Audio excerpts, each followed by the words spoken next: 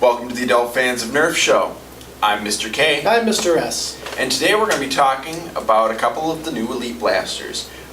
Some of you have asked for more information on them, and so we decided today we'll provide it. We're going to be covering the Rough Cut, the Strongarm, the Elite Jolt, and the Elite Reflex. First, we're going to start with the Rough Cut 2x4. Honestly, I don't really care for the name. I like Rough Cut, don't like 2x4. Now, you can just omit the 2x4. It's not really that important to the name anyway. But, as you can see, there's two darts side by side. Goes down, there's 4 rows of 2 darts. So that's 2x4 for those paying attention. Yeah. And, when you have it primed, there's a little hole right there that you can see orange in once you cock it. That means it's ready to fire. Yep, and that's on both sides, and you can fire each barrel independently a little bit easier than you could in the barrel break. Yes, it is a little bit easier, and I don't think the barrel break had this feature. It may have, but it's kind of a forgettable blaster to me a little bit. But those 2 orange dits on either side represent each chamber being ready to fire. So when you fire, I think it goes left to right. It'll fire the left dart, and then that orange will go away from the yellow, or from the left, and it'll still be on the ground. Yep, and so yeah, and then it also has the slam fire capability. And if there's one thing I learned using this blaster with slam fire is be careful if you have larger hands, because if you have small hands, you're going to mostly be on the actual cocking mechanism itself. But if you have larger hands, your hand's going to go outside. And when you're slam firing it, you can get plastic burns. Yeah, it can create a little bit of friction, especially if you're going really fast. But it's just kind of a user beware thing. Yep. So there's slam fire, and go ahead. Who's Callie? It's done. And fires darts from top to bottom pretty much all the time.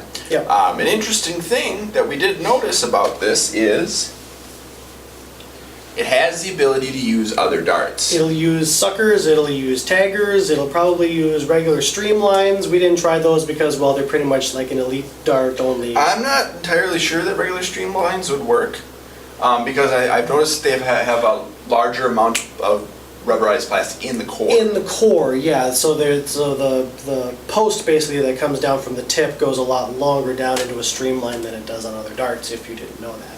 Yep. So there we go. And now you notice I have it set up a little bit funny.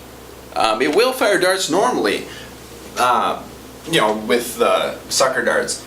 But an interesting note about the Rough Cut. That's so cool. This is so cool. Is that it knows which chambers are full. So when you cock it, you'd think that the top 2 would fire, but the 2 actual full dart chambers fired, and that's the same for the next 2. So you could load pretty much any. You can put sequence. it in pretty much any configuration you want. The way that we configure that it kind of works is when you push the dart into its chamber where the air restrictor is, it's actually spring loaded. And when that spring goes back, when you push the dart in, that's what tells the blaster which chambers to fire. It makes some kind of a seal, pushes some kind of switch internally, but it works that way, and it's really, really cool. Absolutely. So The one note that I wanted to make, the Triad works in a similar feature. It has the same mechanism, fires the same way, so you can literally fill any chamber, any 1, 2, or all 3 chambers on the Triad, and it'll fire the ones that are filled every time. No misfires. Yep. So that's it for the Rough Cut. The Rough Cut is awesome. We love the Rough Cut. Since we've gotten it, I was a little leery about the design at first, but the thing is just awesome. A staple. It's my boomstick. It's my boomstick. It's awesome. So I want to talk to you guys about this guy, the Strongarm. It's better than the Maverick 2.0. I don't know what else to say about it that way. Sleek design. One thing that I'm going to note on here in the back, there's this hollow area, and when you prime it, that turns up orange too, so again, you can tell when it's primed and ready to go. A different note about the Strongarm, you notice the cylinder is cut away here, unlike the Maverick. This, I don't know what it does for it, but it's aesthetically pleasing. There's a little cutout here in the barrel a little bit, but that doesn't detract anything at all. It makes a really nice seal up in here, giving it that elite distance, I'm assuming. The chamber has a nice little ratcheting sound to it. It's a little bit smaller than the Mavericks. The arm works about the same. It's smooth, it fits well, I like it. It's an improvement upon the Maverick, and really nice smooth firing. And for those of you who haven't seen it yet, it has slam fire. It's awesome. You hold down the trigger and you pull it. It fires when you pull it back, and that's also when the trigger or the cylinder rotates. Is after the trigger pull or after it fires the round, then it rotates the cylinder. This thing will also take your mixed complement of darts. I like the taggers in it myself. If I could hold them properly and a little blaster. Jeez, my dexterity is shot today. And one more for good measure. Now I'm going to turn around and shoot the target carpet because I got taggers. With the slam fire.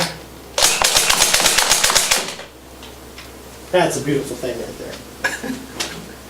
Strongarm, in my mind, replaces the Maverick. I no longer have any fun shooting my Maverick because I would rather shoot my Strongarm. It is that much of an improvement. Elite, man, elite right here.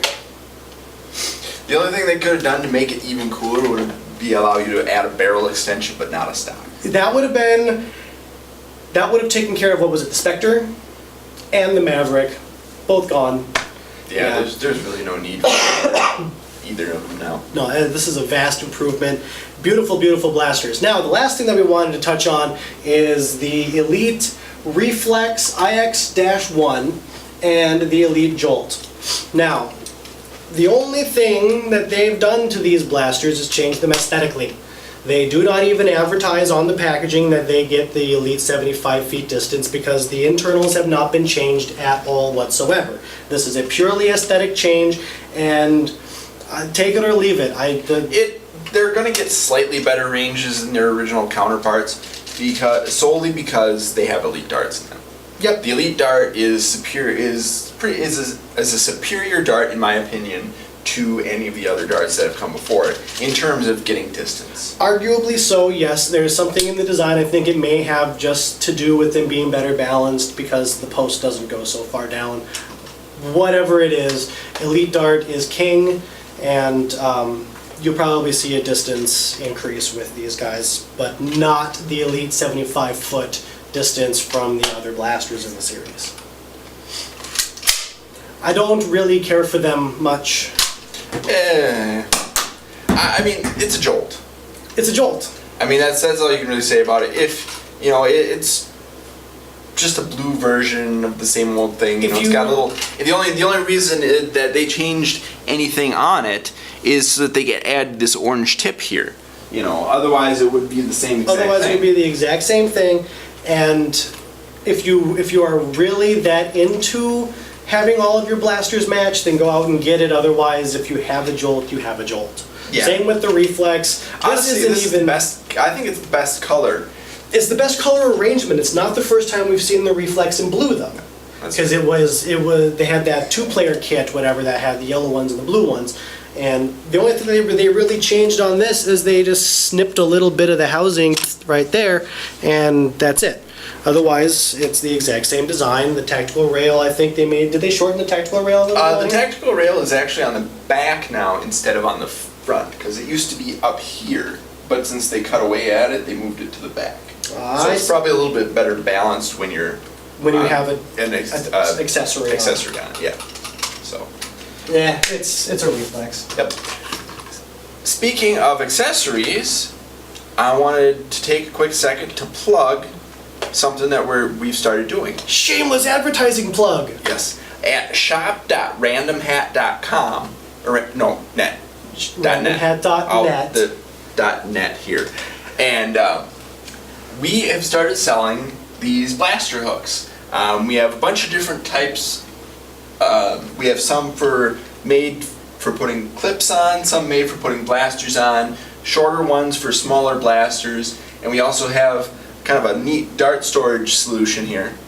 If you want a pyramid of darts on your wall. Yeah, these are basically held up by 3M brand command hooks, and we're offering them for what I'd say is a reasonable price at our store. So go check them out and check the pictures there to see what you're getting. And our product list does not only include command hook stuff. There is also other custom-made plastic accessories for your Nerf arsenal out there also. Yes, we got a 3D printer. We're having fun with it. Do we have anything else, or is our shameless plug done? Shameless plug is done. Okay. Well, I guess that's all for the Adult Fans of Nerf show this week. We'll catch you on the flip side, and as always, keep nerfing.